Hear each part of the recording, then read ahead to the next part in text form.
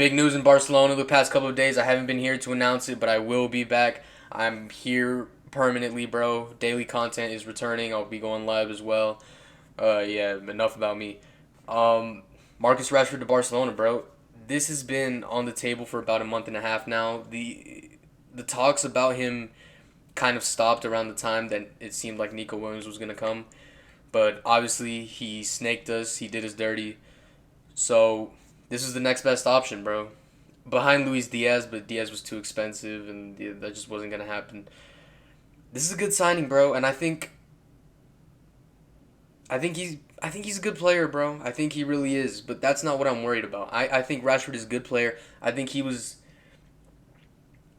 a great player to put into our starting 11. I said it last season. I had a problem with Rafinha on left wing. Obviously, he is very productive. He gets a lot of numbers. He works fucking hard as shit. He's a great player, bro. But on that left wing, you can tell he's just strangled by the fact that he's left-footed, bro, and he can't cut inside. He's very limited when he plays on the left side, bro. And that's why you see most of his goals come from counterattacks or when he drifts centrally or goes to the right.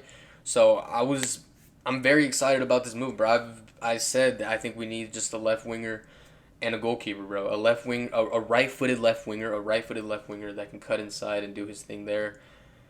So I think this is a good signing, bro. And I think Rashford has the quality to play at the highest level, but that's not what I'm worried about. What I'm worried about is this player's mentality, bro.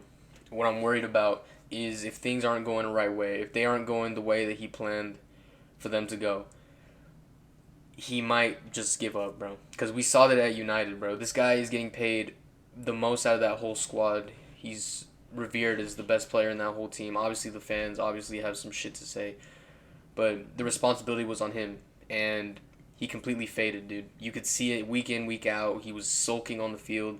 He was walking around with his head down like he wasn't getting paid millions of dollars to play the sport that he's says that he loves. I just don't find the mentality of this player great, bro. And he's playing at one of the toughest clubs in the world where it's going to be a lot harder than United because we actually expect him to win something. So, I don't know, man. That's the thing I'm worried about. I have no doubt in my mind that technically he's fucking fantastic. He's one of the best wingers in the world when he wants to be. But it's if he wants to be. And say he has a bad stroke of games or he has some type of controversy or Flick doesn't start him sometimes or he doesn't play, how is he gonna react to that, bro? And I want to see that first. I want to see how he reacts to bad shit, and then I'll say if this is a good signing or not. Because if it's not, if he reacts badly, then this will have been a failed transfer. Yeah, dude. You get what I'm saying. Oh yeah, and Marcus Rashford's main role at Barcelona will be to cover Rafinha and allow the Brazilian to rest, which I don't mainly agree with, bro. I would much rather just start him at left wing than move Rafinha centrally to like a cam position, take Danny Olmo out, ship Danny Olmo wherever, bro. Keep Firmino, obviously.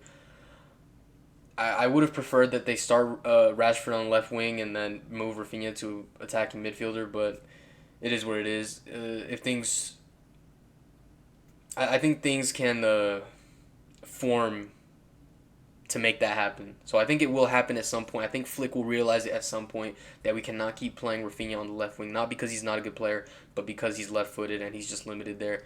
And I think at some point we will see Rashford play on the left side and then Rafinha play as an attacking midfielder. If this all works out how it's supposed to be, if this guy doesn't pussy out after a few months, then I think that's what we will see. All right, Rashford signed his new contract today. Yeah, I'm pretty sure. Yeah, Marcus Rashford will be announced as an official Barcelona player tomorrow. Good news, good news. I'm happy about the signing. I think it's a great signing, bro. Just that one issue I have. I've already said it enough times.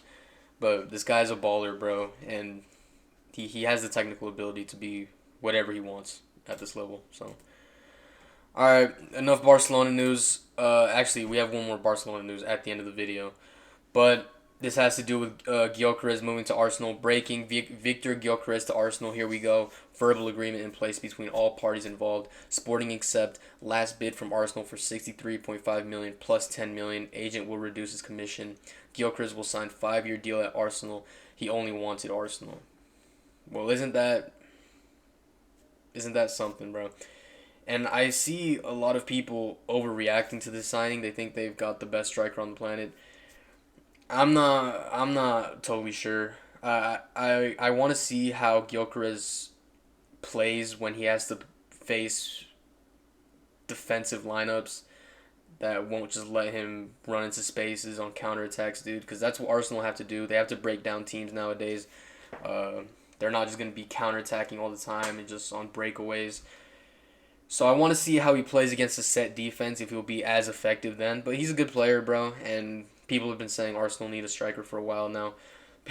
People were saying that he might go to United. That club has no pull anymore. We saw that with the lap. Like, that club is actually finished. But yeah, this is a good signing, bro. It's a good signing, but I do think Arsenal fans are overreacting just a bit. I think they are overreacting just a bit. But yeah, we'll see how this all happens, how this all pans out. And last, from now on, Barcelona will no longer announce specific return dates for the Spotify Camp Nou.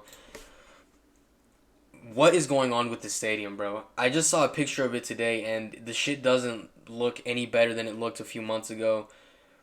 I just don't... Like, they're paying hundreds of millions of dollars to make this stadium happen.